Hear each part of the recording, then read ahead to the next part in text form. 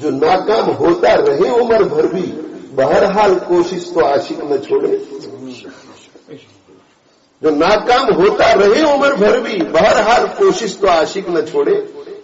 مولانا کے شیخ ہو اور مولانا عاشق ہو اپنے شیخ کی, اور شیخ نے نکال دیا خانقاہ سے, نکلو یہاں سے.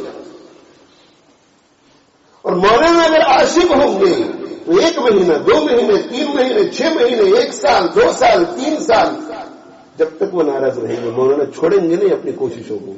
کسی سے سفارش کروائیں گے, خود کوششیں کریں گے, خط لکھیں گے, چٹھی لکھیں گے, پاؤں پکڑ لیں گے.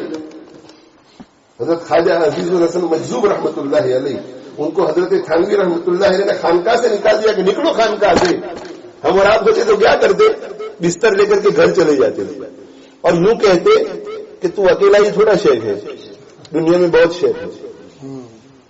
اس لیے کہ رسمی پیری مریدی اب رہ گئی ہے. حضرت حضرت حضرت حضرت کر کے حضرت کو بھی خوش رکھو, اور حضرت حضرت کر کے حضرت کی نسبت سے دوسروں سے بھی فائدہ اٹھاؤ کہ میں حضرت کا خاص آدمی ہوں. جاتے بھی اسی لیے ہے, اپنی اصلاح کے لیے نہیں جاتے. حضرت ناراض ہونا ہے تو پتہ چلتا ہے کہ عاشق ہے کہ نہیں.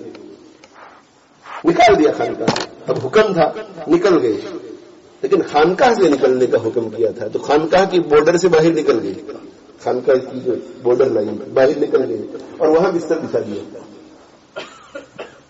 وہاں بستر بچھا دیا اور سوچا کہ 1 2 3 دن کے بعد کچھ غصہ ٹھنڈا ہوگا, پھر کچھ معاملہ تو ٹھیک ہوگا, لوگ کہیں گے کہ وہ تو باہر ہی ہے. لیکن ہوا کچھ نہیں. ناراض نہیں تھے, بہت محبوب تھے خواجہ صاحب رحمۃ اللہ علیہ, بہت محبوب.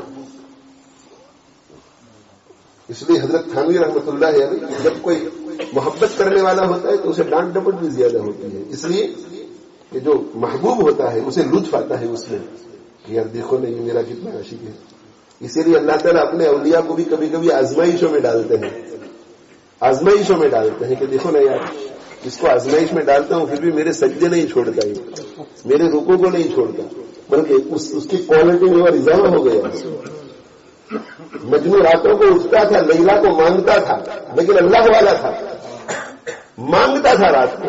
ایک رات جو ہے اس نے کہا یہ اللہ بس آج تو فیصلہ کن بات, آج فیصلہ کن بات, نہ کھانا کھایا جا رہا ہے, نہ راتوں کو نیند آتی ہے, سارا معاملہ برہم برہم ہو گیا ہے.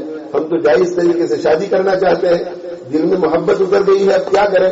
تو آج فیصلہ, آپ ہمیں لیلا دینے پر بھی قادر ہیں اور لیلا کی محبت ہمارے دل سے نکالنے پر بھی قادر ہیں.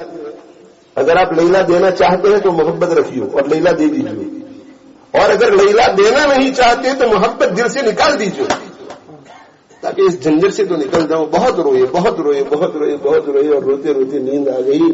خواب میں دیکھ رہے کہ فرشتہ کہہ رہا ہے کہ مجنو, اللہ تعالیٰ شانہ کی طرف سے ایک پیغام ہے تمہارے لیے. اللہ فرماتے ہیں کہ مجنو میں لیلا کی محبت نکالنے پر بھی قادر اور تیری گود میں لیلا کو بھیجنے پر بھی قادر, لیکن ذرا مجھے یہ تو بتاؤ کہ اگر میں نے ایسا کر دیا تو یہ راتوں کا رونا باقی رہے گا. میں نے تو تم کو اس مصیبت میں اسی لیے ڈالا ہے کہ تمہارا یہ رونا دھونا ماشاء قریب کرنے کے لیے میں نے تو ڈالا ہے. تو حضرت تھانوی رحمۃ اللہ علیہ بھی 1 کے 2 نہ ہوئے, کوئی فرق نہیں آیا. تو وہاں سے انہوں نے ایک شعر لکھا خواجہ صاحب نے, ادھر تو در نہ کھولے گا ادھر میں در نہ چھوڑوں گا. یہ ہے عاشق. ادھر تو در نہ کھولے گا ادھر میں در نہ چھوڑوں گا. حکومت اپنی اپنی ہے, ادھر تیری ادھر میری. تمہاری خانقاہ میں تمہارا راج چلتا ہے, خانقاہ کے باہر تو میرا راج چلتا ہے. کیا اثر ہوا ہوگا شیخ کے اوپر.